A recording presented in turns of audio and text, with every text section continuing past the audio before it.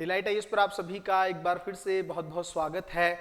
तो जिस चीज़ का सबको बेसब्री से इंतज़ार था कि भारत और पाकिस्तान के बीच में सीज फायर हुआ था, तब से भारत के प्रधानमंत्री साइलेंट हैं, कुछ बोल नहीं रहे हैं। तो वो चीज़ अब जो इंतज़ार है वो समाप्त हो चुका है। उनका संबोधन जो देश के नाम वो आ चुका है।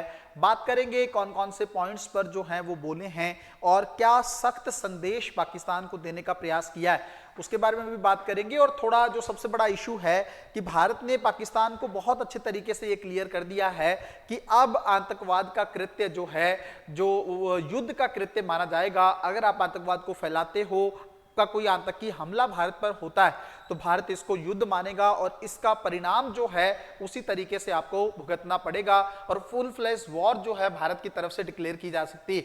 तो बहुत बड़ी घोषणा है, डिटेल में जानने का प्रयास करेंगे, शुरू से अंत तक की पूरी कहानी को देखने का प्रयास करेंगे। सबसे पहली चीज तो आप लोग जानते हैं कि पिछले कुछ दिनों से दो पड़ोसी जो एशिया के हैं, भारत और पाकिस्तान, आज की इश्यूज नहीं है, बहुत पुराने इश्यूज हैं और अभी जो है सिचुएशन बहुत ज्यादा क्रिटिकल हो चुकी थी। उसका सबसे बड़ा कारण यह था कि पहलगाम में एक आतंकी हमला हुआ था। उसके बाद से भारत में जो है, जो आम जनता थी उसके अंदर भी बहुत ज्यादा रोष था। इवन सरकार बहुत गुस्से में थी। इसका परिणाम यह हुआ कि सरकार की तरफ से 24 मिसाइलें पाकिस्तान के ऊपर दागी गई, है ना। और पाकिस्तान के जो आतंकी सरगना के लोग थे या जो ऐसे लोग थे जो आतंकी कैंप जो है पाकिस्तान में संचालित कर रहे थे भारत के खिलाफ, उनको नष्ट किया गया भारत ने, है ना। तो उसके बाद पाकिस्तान लगातार भारत पर ड्रोन हमले करने लगा, भारत की सिविलियंस की लोकेशंस को टारगेट करने लगा। तो मजबूर होकर भारत को पाकिस्तान के एयर बेस को तबाह करना पड़ा। लगभग 8 एयर बेस को भारत ने पूरी तरीके से डिस्ट्रॉय कर दिया। ऐसी सिचुएशन में पाकिस्तान मिन्नत करने लगा अंतर्राष्ट्रीय बिरादरी से कि हमें किसी तरीके से सीज फायर पर पहुंचाइए। और पाकिस्तान ने तो वैसे बहुत सारे देशों का नाम लिया है कि उन्होंने बीच में आने का काम किया और भारत के साथ सीज फायर डिक्लेयर करवाने में उनकी हेल्प की, लेकिन जो बड़ा रोल रहा है वो अमेरिका का रहा है ना। अमेरिका के राष्ट्रपति ट्रंप ने इस चीज को डिक्लेयर भी किया। तो कहीं ना कहीं पे यहां की कहानी हम लोग बहुत अच्छे से जानते हैं। ट्रंप ने ट्वीट किया और उसके द्वारा बताया कि जो है भारत और पाकिस्तान के बीच में लंबी बात उन्होंने पूरी रात की और उसके बाद जो है दोनों देश सीज फायर को लेकर एग्री हो चुके हैं या सीज फायर को लेकर डिक्लेयर कर रहे हैं, है ना। और मुझे अच्छा लग रहा है कि दोनों देश जो हैं आपस में बातचीत करेंगे। इस तरह की बातें ट्रंप ने की तो अंतर्राष्ट्रीय बिरादरी को पता लगा कि चलो ठीक है, भारत और पाकिस्तान जो है युद्ध की स्थिति को रोक रहे हैं। लेकिन सबसे बड़ा सवाल यहां पर यह भी था, क्या सच में ट्रंप को ट्वीट करना चाहिए था या ट्रंप की तरफ से यह डिक्लेरेशन होनी चाहिए थी? ये बात हम लोग अभी डिस्कस करेंगे। अच्छा, भारतीय प्रधानमंत्री काफी लंबे समय से शांत थे। जब से सीज फायर डिक्लेयर हुआ, पाकिस्तान के पीएम ने तुरंत रिएक्ट किया। पाकिस्तान के पीएम ने अमेरिका का धन्यवाद किया, ब्रिटेन, तुर्की, यूएई, कतर, सबका जिक्र किया उन्होंने, लेकिन भारत की तरफ से कुछ खास किसी को लेकर नहीं कहा गया। अब जब कल रात, अगर आपको पता हो, तो भारतीय प्रधानमंत्री का देश के नाम संबोधन था जिसमें उन्होंने बहुत सारी अच्छी अच्छी बातें कही और यह भी जिक्र किया कि पाकिस्तान किस तरीके से गिड़गिड़ा रहा था अंतर्राष्ट्रीय स्तर पर सीज फायर को लेकर। इसलिए हमने जो है सीज फायर साइन किया या सीज फायर किया, क्योंकि हम भी चाहते थे कि वो हमारे सिविलियंस लोकेशन को टारगेट ना करे, लेकिन वो ऐसे काम कर रहा था, है ना।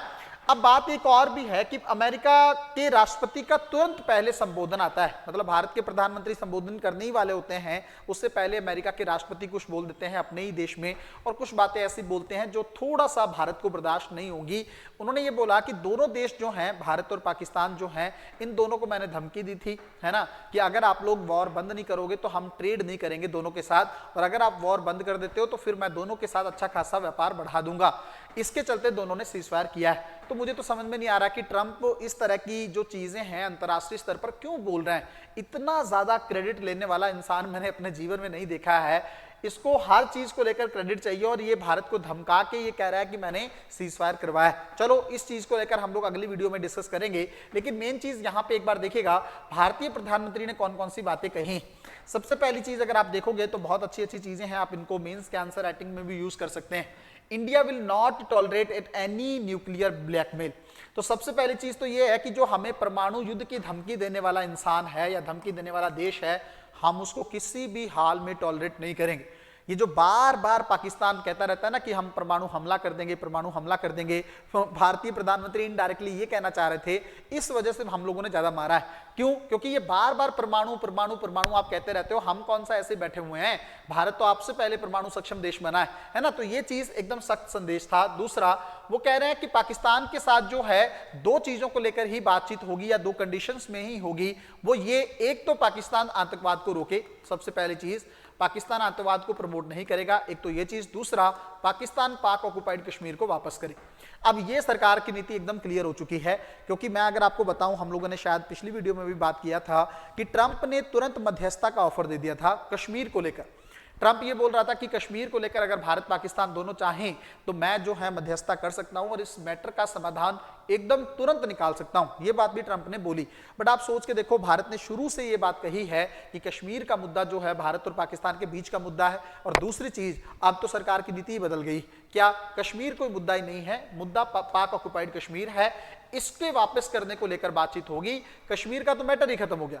जब से अनुच्छेद 370 के कुछ प्रावधान कश्मीर से हटा दिए गए हैं, तब कश्मीर पूरी तरीके से भारत में इन्वॉल्व हो चुका है ना उसका कोई अपना संविधान है, कोई इसके मौलिक अधिकार नहीं है, कुछ नहीं। तो जम्मू कश्मीर जो है अब इशू नहीं है, अब इशू पाक ऑक्युपाइड कश्मीर है, जिसको पाकिस्तान ने अवैध तरीके से कब्जा रखा है। उसको कब वापस करेगा, भारतीय प्रधानमंत्री ने कहा इसके बारे में बात होनी चाहिए। तीसरी चीज उन्होंने जो अच्छी अच्छी बातें बोली, वो कहते हैं कि टॉक और टेरर एक साथ नहीं चल सकते हैं।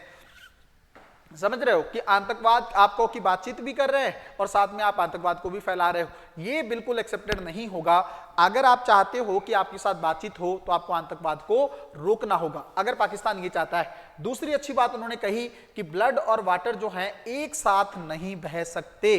आप हमारे लोगों का खून बहाते रहो और हम आपको सिंधु का पानी पिलाते रहें, ये तो पॉसिबल नहीं है ना। कितनी बेहतरीन और खूबसूरत बातें हैं जो भारतीय प्रधानमंत्री द्वारा कल कही गई हैं। और एकदम सख्त संदेश पाकिस्तान को दे दिया गया है कि अगर आप हमारे लोगों का खून बहाना नहीं छोड़ोगे, तब तक आप पानी की एक एक बूंद के लिए तरस जाओगे। इस चीज के लिए आपको एग्री होना होगा।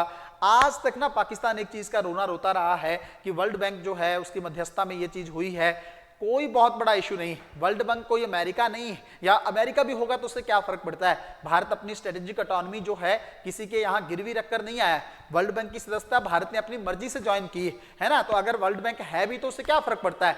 कल को भारत को लोन नहीं देगा, कोई दिक्कत नहीं है। अब तो कई सारे और बैंक आ चुके हैं, ब्रिक्स का अपना बैंक हो चुका है, इवन चाइना के अपने कुछ बैंक स्टार्ट हो चुके हैं, एशियन बैंक वगैरह जो हैं। तो कहीं ना कहीं पे आपको कोई जरूरत ही नहीं है आपकी, है ना। तो आज वर्ल्ड बैंक अगर ये कोई बड़ा कदम उठाएगा भारत के खिलाफ तो ऐसी कोई संभावना नहीं है।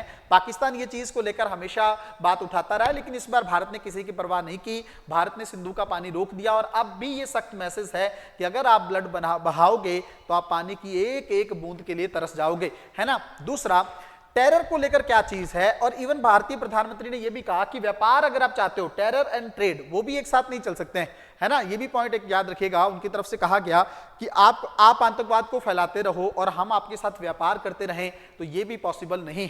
बहुत ही खूबसूरत बातें जो हैं भारत के द्वारा की गई हैं, है ना। अब एक चीज और निकल कर आती है, क्या सच में भारत ने अपनी संप्रभुता थोड़ी सी कम कर ली है ना। अमेरिका जो इस तरह की बातें कर रहा है, हमने उसके कहने पर सीज फायर कर लिया।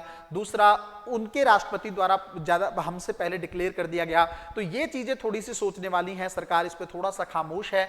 अभी तक भारतीय प्रधानमंत्री ने किसी का जिक्र नहीं किया किसके चलते हमने डिक्लेरेशन की है या सीज फायर किया है। हम लोग अगली वीडियो में गहराई से इसको जानने का प्रयास करेंगे, क्या सच में भारत की संप्रभुता पर किसी तरह का कोई दिक्कत असर हुआ है, या भारत एकदम आज भी रणनीतिक रूप से स्वायत्त कंट्री है और उसी चीज को एंजॉय कर रहा है। मिलते हैं अगली वीडियो में, तब तक अपना ध्यान रखें, अपनी पढ़ाई को बहुत अच्छे तरीके से करते रहें। बहुत बहुत धन्यवाद।